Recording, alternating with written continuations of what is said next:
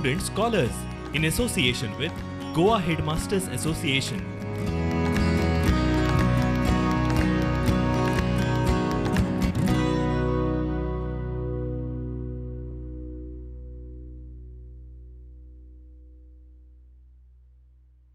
A very pleasant day to you all, students. Let me start with Robert Frost's best quote. In 3 words, let me sum up everything that I've learned about life. Life goes on. Today I'm going to be teaching you the poem Dust of Snow, written by Robert Frost. Before I start the poem, students, let me ask you one simple question. Have you ever felt depressed, sad, disappointed, dejected, or sometimes very hopeless? In this situation, what have you done? Have you kept yourself in the same state of mind, or have you worked on being happy and changing yourself into a positive person? I'm sure many of you have gone through these negative emotions. Most of the time you felt hopeless, dejected, sad, and you have turned either to a family member or to a very best friend whom you can confide in and try to speak out whatever you are going through. And that has made you feel better.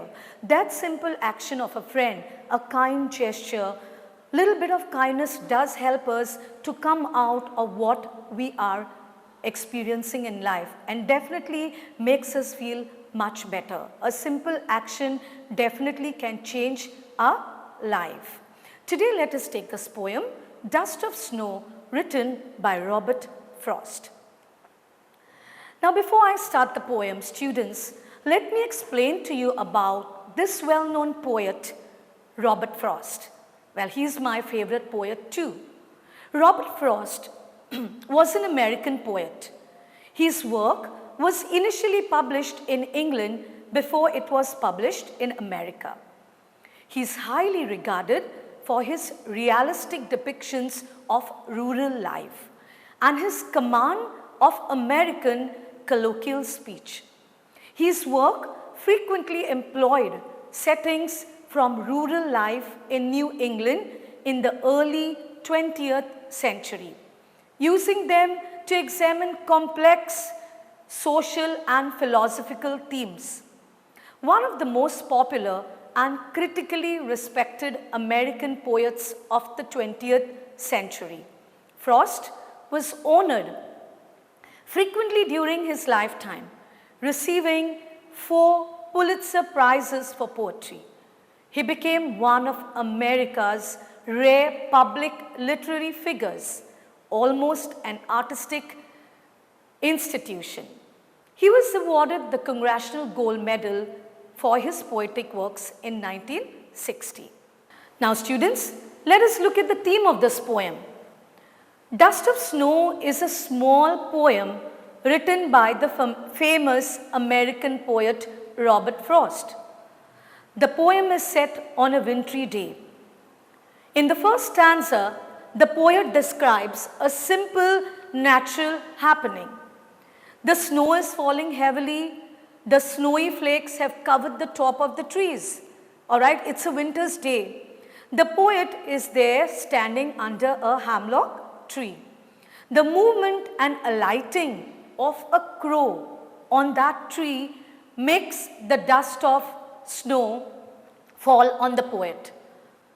The crow, a symbol of ill omen, and the hemlock tree associated with a person is not auspicious.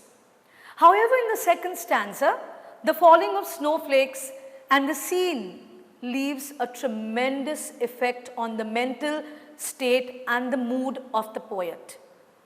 So far, the day has been quite gloomy for the poet, all right, and this brings the desired change in his mood. The way the dust of snow was thrown on the poet makes all the difference. It gladdens his heart. He realizes that the falling of snowflakes on him has saved the day. Now he has no regret, as the whole day has not gone waste. The moments of the snowfall and their effect have saved the day. They have brought a change in his mood and gladdened and uplifted his spirits. So students, I think you have understood the theme of this poem. That is, a simple action can definitely change our lives. Let us go on to the next part of the poem. As I read the poem, students, I want you to take your textbooks and follow as I read it aloud to you. Dust of Snow by Robert Frost. The way a crow shook down on me, the dust of snow from a hemlock tree, has given my heart change of mood and saved some part of a day I had rued. Now let us take the first stanza of this poem. The way a crow shook down on me, the dust of snow from a hemlock tree. Here the lines seem very simple, but there's a whole lot underlying beneath it. The crow is commonly regarded as a symbol of death and fear. It is not associated with goodness. In these lines, we see a complete irony where it is doing a good deed by shaking the dust of snow on the poet. Note, the poet did not choose a maple tree, he did not choose an oak tree, all right, or any other tree, but he has chosen a hemlock tree. Why a hemlock tree? I'm sure this question crops up in your mind. The hemlock tree is taken by the poet because hemlock is a poisonous tree. And the poet was going through some negative feelings, all right. So the crow again is a symbol of bad, as in we perceive it like that. If you perceive something to be negative, it happens negative. But most of us might look at a crow as a black thing which has got a very unpleasant sound, all right. If you look at the hemlock tree, it is supposed to be a poisonous tree. Well, in this picture you can see the crow sitting on the hemlock tree, all right, and there's dust of snow which actually falls on the poet as he's sitting beneath the tree.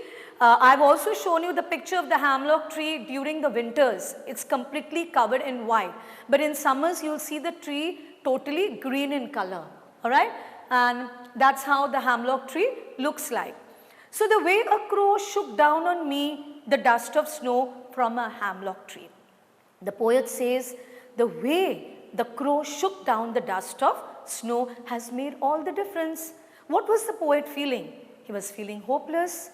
He was feeling sad. We do not know why. For reasons best known to him, he was in a very depressed mood.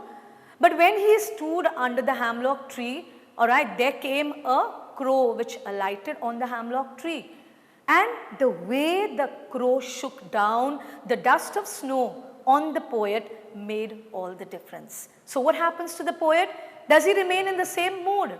Let us go on to the next stanza. Has given my heart change of mood and saved some part of a day I had rued. So here we come to the part where the poet feels much better. As I have told you in the previous stanza, the poet was feeling very hopeless, all right. He was feeling depressed, upset about something really bad that happened in his life. Many times we also go through the same problems in our lives, yeah. We experience some bad thoughts, sometimes we experience bad moments, all right, and we want to talk to someone just to relieve our stress. We want to get out of the negative feeling. Of course, there are some who might want to brood in that same negativity, which spoils the entire day. Maybe you will experience a headache, you will experience something very uneasy in your body, a stomach pain, and this feeling remains throughout the day if it is not sorted out. But here you see the poet was very lucky. In what way he was lucky? The way the crow shook down the dust of snow on the poet made all the difference to him. And he says, save some part of a day I had rued, which means the rest of his day was spent in a better way. Now let us move on to the next part. Well students, I think both the stanzas are well explained to you. You have understood the first and the second stanza.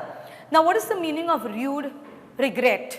He says, I'm happy that I spend the rest of the day in a much better way, in a positive manner. He feels much better, lighter, happier, all right, and his feelings are much better now. We go on to the next part. Now here again I have shown you the crow. Again, all of us have seen the crow around us in our surroundings. Crow, as you know, it is a symbol of something evil. That is what people believe. Some people believe. I don't believe. It's all your thoughts that are here in your mind. If you feel it is a positive thing, well, that is how it goes. But if you start thinking that particular image as negative, then definitely you also start thinking in the same lines. Crow is normally said to be an omen of evil. It's black in color. Okay. Again, the poet has chosen a hemlock tree, which is a poisonous tree. Both these two symbols, that is a crow and the hemlock tree, is taken by the poet to compare his negative mood. That is to show, to express that he was going through something really very bad that upsetted his mood for the day. Then below you can see two pictures. One is a hemlock tree which is shown during the winters. I love the tree. It looks so beautiful. White in color, all right, that's because of the snowflakes that have covered the tree. And the second picture is of the hemlock tree during summers, nice and green, all right. The poet has taken these two objects, that's the crow and the hemlock tree, to convey his mood.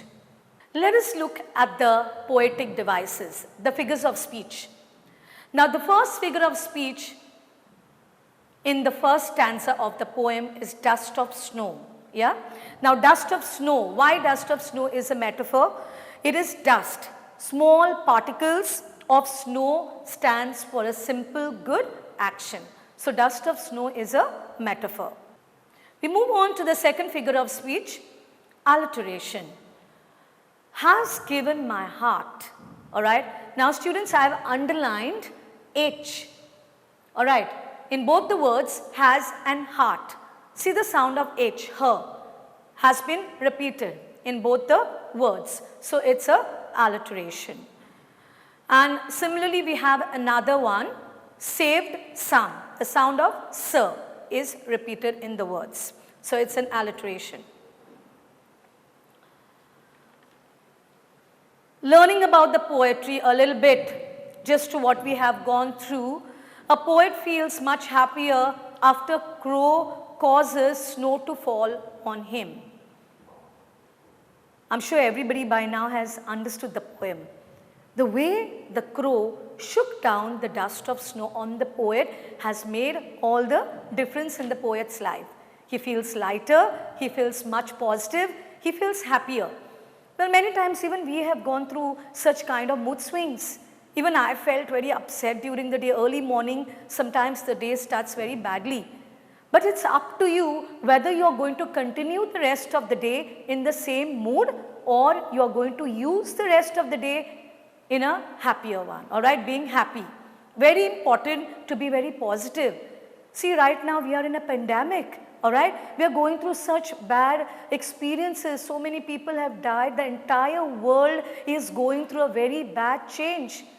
Should we also have a negative mind in this situation? Maybe we can look at things in a better way, in a positive way, all right. Let's be very hopeful. From what we have experienced, let's think that the days ahead are going to be much better. Let's have a ray of hope. And that's exactly what the poet Robert Frost tells us. No matter what we experience in our life, all right, whether it's good or bad, it's up to each one of us to change ourselves, to change our mood. We cannot remain in the same mood. It definitely will spoil the rest of the day. Students, we also have some words, of course. Some of them are very easy, which you already know. I have underlined those words. Crow is a black bird, which all of you know, of course. Dirt, tiny pieces of dirt or other material that is fallen on the ground. Heart, a part of the body that pumps blood. Now what is a hemlock tree? It is a kind of a tree that stays green all winter. But why does it look white? That's because the snow falls on the hemlock tree and covers it and therefore gives a whitish look. And what's the meaning of rude? Rude means was sorry about. Alright, he was regretting. He didn't want to spend the rest of the day from being bad, alright, he wanted to change it, and that simple action of the crow changed the poet's mood. From a negative one, he became positive. Now students, this poem has got a beautiful message to convey. I'm sure all of you would like to listen to the message of this poem, Dust of Snow. This message is a very positive one, alright, so please listen to it very carefully. Depression and hopelessness do come in our heart, spirit and mood at times. But we need to remember one thing, that every dark cloud has a silver lining. Earlier, the poet was feeling very sad, he was feeling hopeless, he was depressed, and he even thought that the entire day would go wasted. But suddenly the falling of the fine dust of snow brings a sudden change in his mood. The feeling of regret transformed into cheerfulness. He realizes that everything is not lost. The sudden change cheers his heart and mood. So you see, the negative things around us cannot affect us if we are positive. So remember, the bottom line is we all need to be very positive in our life. The poet was affected by two negative things, but he took the positivity of the snow and he changed his mood from remorsefulness to cheerfulness. From negative, it changed into a positive one. This is how we all need to cope up in our life. So students, this is the strong message that each one of you need to get from the poem, The Dust of Snow. No matter what you are experiencing in your life, be cheerful, be happy, look out for someone who can help you out. Moral of this poem is, don't waste your day in a bad thought. If you're feeling low or depressed, talk to someone. Well, I do it many times. Many times we need a shoulder. We need to cry with somebody. If you find someone whom you can confide in, please make sure that you speak to that person and try to sort out whatever you're going through in your life.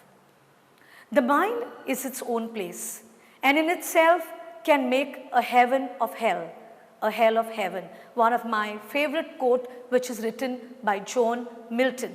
Students, let us now continue with the next poem, Fire and Ice by Robert Frost. How do you think the world will come to an end? Well, I think the world will come to an end due to global warming. What do you feel? Some believe that the world will come to an end as a result of global warming. Some are of the view that it may end due to extreme freezing. And looking at the current climatic conditions of the world, both seem possible. But I think the world can also disintegrate due to many other reasons. Now, what could be the reasons? Due to greed, selfishness, anger, jealousy, hatred for one another, etc. All these things can be put together, and this also definitely can bring to the end of the world. And that is what the poet Robert Frost tries to convey in this poem, Fire and Ice.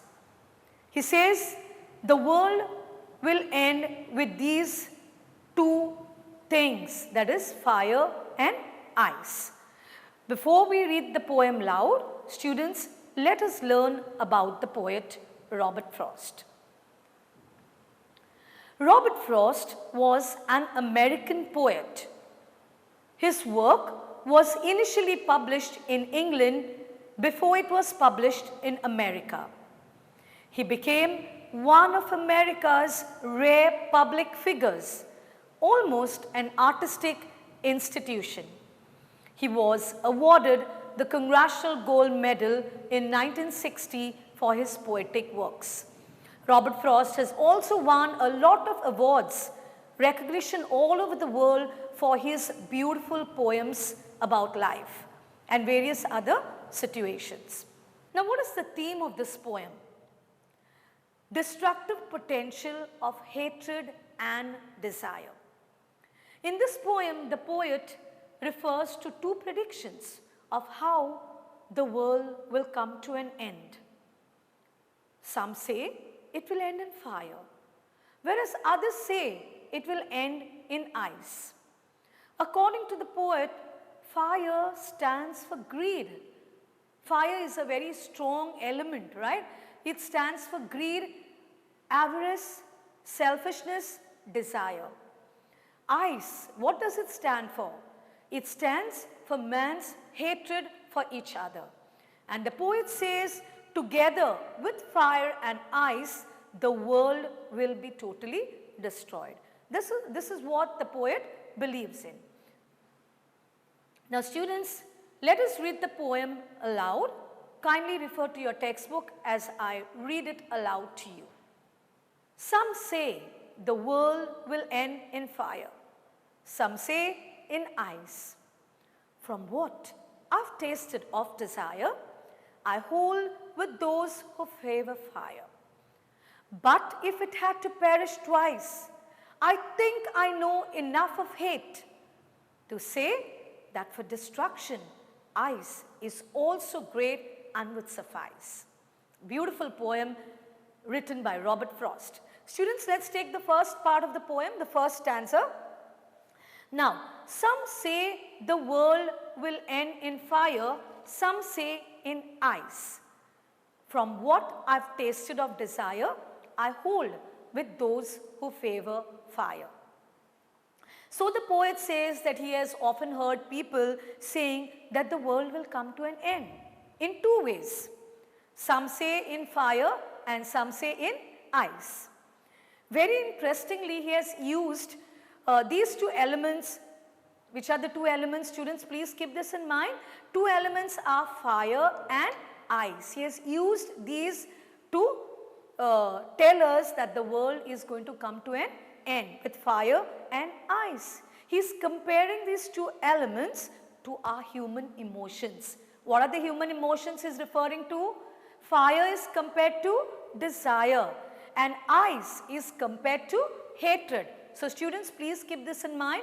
The two elements are compared to our human emotions. Fire is compared to desire and ice is compared to hatred. Alright? There's so much of hatred in this world.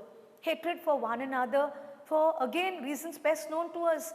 You have seen hatred all around you. Sometimes maybe in your own classroom or maybe amongst your peer groups. Alright, again for reasons best known to you. Desire. All of us have got desire. You have got a desire to buy a new dress. You have a desire to buy a new car. Are you satisfied living in your house? Are you satisfied with the phone that you have? Well, I'm sure you're not. I'm not. Every time I think, okay, I should change my phone. I should go for a new one. And that's exactly what everybody feels. So these desires that humans have got can bring to the end of the world. Because desires are never ending. They keep on going on, all right. So together with these two very strong emotions that the poet tries to bring about, that is desire and hatred, he says the world can come to an end. Now what is ice equated to? I have just explained to you. Ice, he says, is hatred, all right. So these two elements, desire and hatred, can bring an end to the world. So from what I've tasted of desire, I hold with those who favor fire. So the poet feels that fire is also very dangerous, okay. It just grows. Fire just grows, right? Our desires also never come to an end. As I just told you, we have so many human desires. We want to have new things and we keep on desiring. So the poet says he favors those people who say that the world will come to an end in fire. That is desire. Fire, desire. Please keep this in mind, alright? Now, I hope you have understood the first stanza. Let's move on to the next part of the poem. That's the second stanza. But if it had to perish twice, I think I know enough of hate to say that for destruction, ice is also great and would suffice. Beautiful lines of the poem. So what's the meaning of perish? Perish means to die. Yeah, you can see the word there in the second stanza. First line, perish means die. You can also refer it to be destroyed. How will this world be destroyed? The poet is telling us the world will be destroyed by two elements, that is fire and ice, which is comparing to human emotions, desire and hatred. So if the world is going to perish twice, I think I know enough of hate. So he says, I know enough of hatred. Alright, he is comparing ice to hatred. He feels there is lot of hatred in this world. So many silent wars amongst each other. One friend doesn't want to talk to the other one. This is a silent war. Don't you think so? Alright, sometimes you're just quiet, you're very cold towards the other person. You don't want to show what's going on. You just try to give a very cold shoulder to the other person. And then your friend or the other person might start thinking, what's going on? What's wrong? So these are called silent wars, alright. And this is how we create a lot of damage to one's life or even to others' lives. So there are silent wars and people have become very, very insensitive to others. We don't just care about others. Okay, there are few good Samaritans as well who really care, have a lot of concern, love, affection. Alright, they are so generous. Nowadays, the things going on, you see such good people coming out and helping one another. Well, student, that is the need of the hour. We need to spread love. We need to spread happiness, alright, amongst us. No matter what the situation is, I know all of us are going through bad times, but we all need to do something good, alright, so that we can live in a world which is safe and happy to live in. So he says for destruction, ice is also great and would suffice. So the earth, what will happen to it? It will become frozen. Okay, because of all these activities of human beings where humans are not even bothered about each other, very insensitive, alright, callous attitude, selfishness, jealousy, avarice, all this is definitely going to bring the world to an end. So he says, so for destruction, ice is also great, alright, ice is hatred, and he says it is sufficient. It is enough for this world to come to an end. You see how one country is having hatred for another. Alright, each country sometimes doesn't even think good about the other. And these times are the ones where we need to give moral support to each other besides the other type of support as well. So if we do not help each other during these kind of crises, then the world is definitely going to come to an end. Ice is also equally good like fire to destroy the world. So he is comparing fire and ice to desire and hatred. So these two emotions are equally enough for the world to come to an end. Students, this poem is explained to you, that is both the stanzas. I think you have understood the two stanzas of the poem. In short, the poet tells us about how this world will come to an end. Alright, keep in mind these two strong emotions. One is desire, that is fire is compared to desire, and the second one is hatred. What is hatred compared to? Ice. These are two human emotions. They are, alright, enough to bring the world to an end. Now students, we have some figures of speech here in the poem. The first figure of speech is a repetition. What is a repetition? the repetition of a word or expression at the start of 2 or more consecutive lines. So, example is some say, alright, is repeated at the start of stanzas 1 and 2. Some say the world will end in fire, some say in ice. So, you see the 2 words, some say, they are repeated in the first and in the second line. So, which figure of speech is this? It is a repetition. We move on to the next figure of speech, personification. What is a personification? Just to take you back, it is to give human qualities to inanimate objects. Alright, so fire and ice are 2 objects that can bring about destruction. So, it is a personification. We move on to the third figure of speech, alliteration. Now, here you will see some say the world will. Now, I will just explain to you what is an alliteration. It is the repetition of a consonant sound at the start of 2 or more closely placed words. You all know what is the alliteration, right?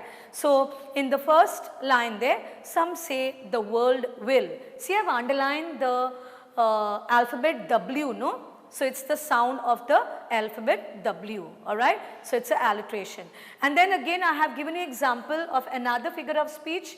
I hold with those who favor fire. That is the sound of the word fir, F, in both the words. So, it is a alliteration. Now, which are the 2 symbols used in the poem? Fire and ice, that all of you by now know it.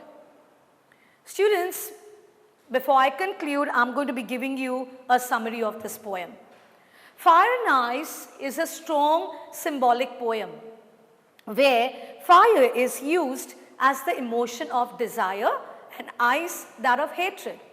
Robert Frost has used the idea of people who have their own explanation for the end of the world. He feels that something that fire alone can destroy life on earth, while something that ice is equally good to lead us to the end of the world. If fire would lead to rapid destruction, ice would lead to silent damage. The poem very artistically underpins the philosophy that if we let our emotions rule us and if we don't control them, they will surely bring us all to the verge of chaos. What is the meaning of chaos? Chaos means confusion. Of course, it can bring a lot of chaos in our life. All we have to do is have a control of our emotions. And which 2 emotions I am talking about? I am talking about hatred and I am talking about desire. These are strong emotions. All we got to do is have a control on our emotions. Students, this is a beautiful thought I would like you to be reading. Inner peace begins the moment you choose not to allow another person or event to control your emotions.